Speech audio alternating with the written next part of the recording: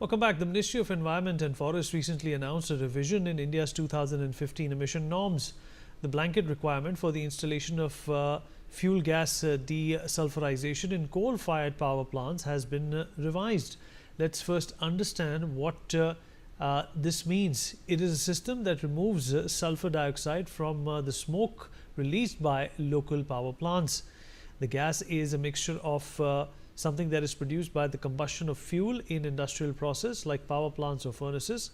A study in 2024 had revealed that only 39 coal-fired power plants could successfully install the FGD units. Fuel gas desulfurers are useful in countries with high sulfur coal like China and US. India's average of sulfur high coal is a low 0.5%.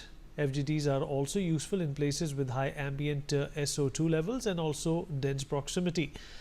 Studies have shown that India has not faced these problems at scale, making universal FGD rollout unnecessary and counterproductive. There are several arguments that have been raised against the FGDs. Number one being that the fact that installing them is a highly expensive affair. 1 megawatt of FGD costs rupees 1.4 crores. So if you talk about installing all of the 105 FGD plants, it would have cost us a staggering 1.47 trillion rupees.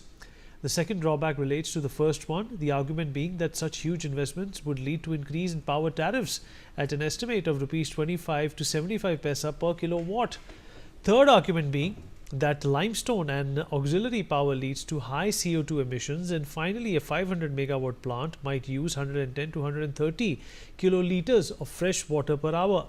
The government order is not a complete rollback. FGDs will now be mandatory for plants within 10 kilometers of cities with population of more than 1 million, and plants in critically polluted or non-attainment areas, and plants using high sulfur imported coal. This means that about 79% of India's thermal power plants would be exempted from FGD installation, hence leading to cheaper electricity tariffs in the long run. All right, Mr. RN Bhaskar, senior business journalist, is joining us to talk more about this. Mr. Bhaskar, appreciate you taking out the time and speaking to us. So what do you make of the government order to not make installation of FGDs mandatory?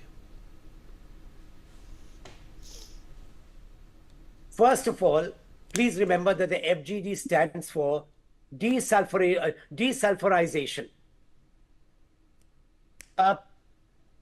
The entire world wants every coal plant to be fitted with desulfurization units. The government said it's on a case-by-case basis, it's not compulsory. And some people have said that this is a wrong thing to do. It is going to increase environmental pollution, and that India should make this mandatory. Many people believe that the government is right in making it optional. And the reason is very simple. Most power stations use Indian coal. Indian coal has very low sulfur content. While if you import coal, much of the coal that's imported has a very high sulfur content. So in India, the rule need not be followed as rigidly as it is followed in the West. That's point one. Point two, whether you like it or not, for a resource-starved country like India, using your own domestic coal makes immense sense, which is why the government is pushing on mining, on opening new mines, even though it is under forest, because that is the only salvation for India to reduce its dependence on imports. So again, we are using coal which is not heavy in sulfur, so the FGD is not required there also. And there's a third fact. And the third fact is very simple, that if you look at the research work done by IIT Delhi, by CSIR, and by NERI, N-E-E-R-I, all the three tests have confirmed that the emissions of sulfur by plants using Indian coal is just marginal. It does not violate any safety norms. That's the third reason. There's a fourth reason. And the fourth reason is that if I had to put in a desulfurization plant or the facility, it would cost me a minimum of 2.5 crores and a 45-day maintenance of each boiler each year. It would mean that much a downtime. And that is why many Indian entrepreneurs have been saying that this FGD should not be made applicable as a mandatory requirement in India. In addition to that, there are other issues. Most of the imported coal plants are located outside the city, where the dispersal is very large and does not affect local populations or even the country.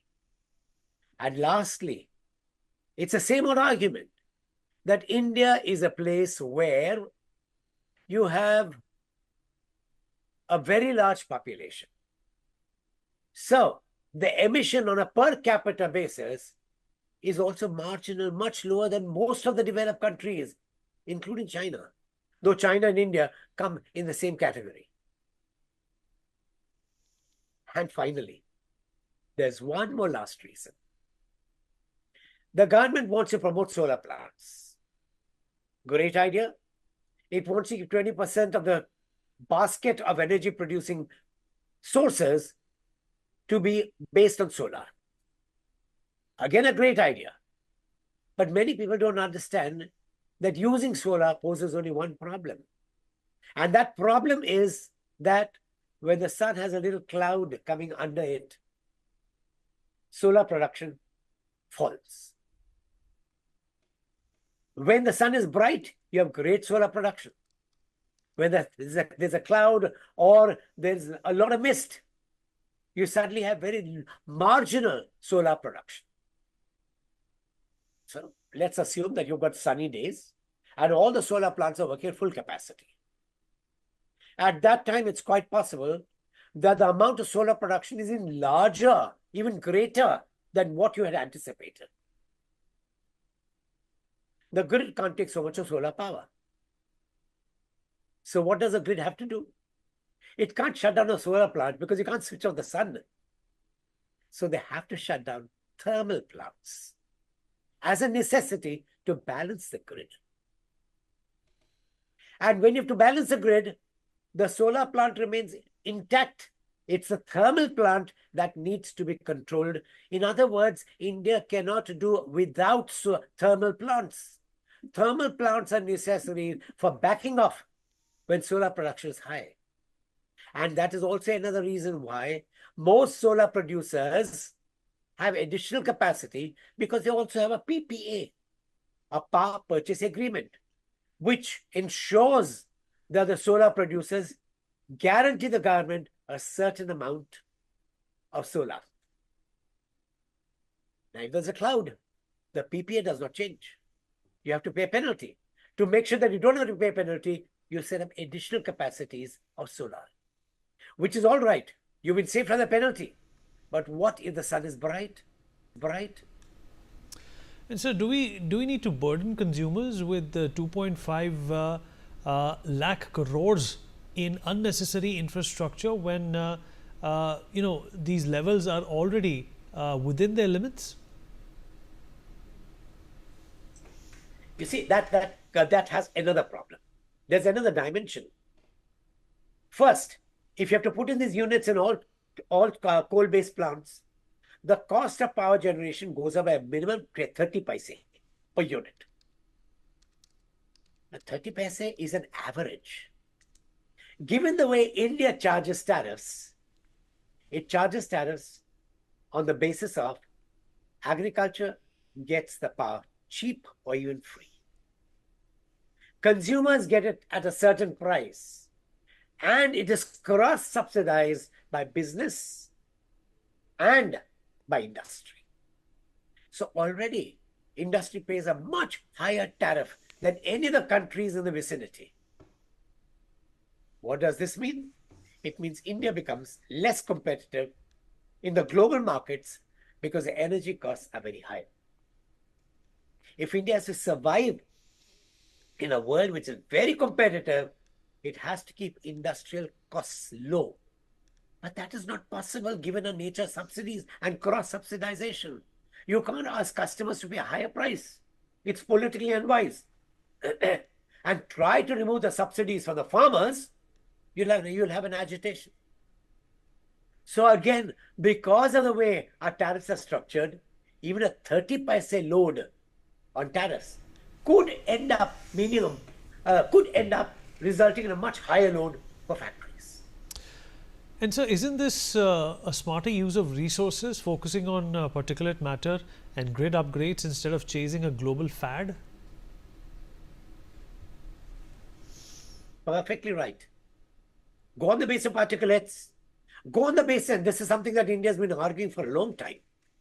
Go on the basis of per capita emission. India is not a very rich country. The richer countries have done whatever they want to pollute the world, and now want the burden to be borne by developing countries and underdeveloped countries. That's not fair. Give them a chance to breathe. And so how is this different from the Chinese and American playbooks? They've all moved away from blanket FGD mandates, haven't they now? Yes, because any country that's highly populated, where the per capita emission is marginal, they will not follow the Western norm of making FGD compulsory. For two reasons. One, the economies can't afford this additional cost. And the second reason is that on an average, we are producing less emissions than the West is even today. And so if FGD retrofits, raise emissions, are we not choosing the lesser evil here by avoiding them where they are not needed? Exactly. And that is the government very wisely said, no, it will not be compulsory. Let industry decide where it is needed and where it's not needed, and look at the particulate level. When you look at the particulate levels, they're comfortable. As I pointed out, three of the most prestigious organizations, NERI, IIT Delhi, and CSIR, have all certified that there is no reason, there's no appreciable difference in the rise of sulfur particulates. And so is this not a good example of India taking sovereign control of environmental policy instead of blindly following Western rules? Absolutely. In fact, the West has been trying to control the growth of developing countries by introducing such rules. And such rules are unfair. It's unfair to treat the cattle in America as on the same platform as the cattle in India. The cattle in America is not environmentally sustainable. While the cattle in India, we use the cattle for milk, not for meat. And when it goes to meat, it prevents the environment from being polluted, even the bones they use. So cattle in India is more environmentally suitable and sustainable than cattle in America. You can't put them on the same pedestal. The same thing with power generation. So do you think that this will eventually lead to electricity costs reducing, and what will be the long-term impact of these transformations? I don't see electricity costs reducing, but I can see electricity costs not going up. Two factors. One, when you don't put FGDs, you save 30 paise per unit. Two, when you allow power generation the way it is being planned now, solar will bring down the costs, the average cost of thermal power. So with the solar production and the thermal production, you'll average it out. And what has to be done at such times is more effective grid management. The better grid management, the greater is the possibility of everyone benefiting. For more such videos, subscribe to the NewsX YouTube channel, hit the bell icon.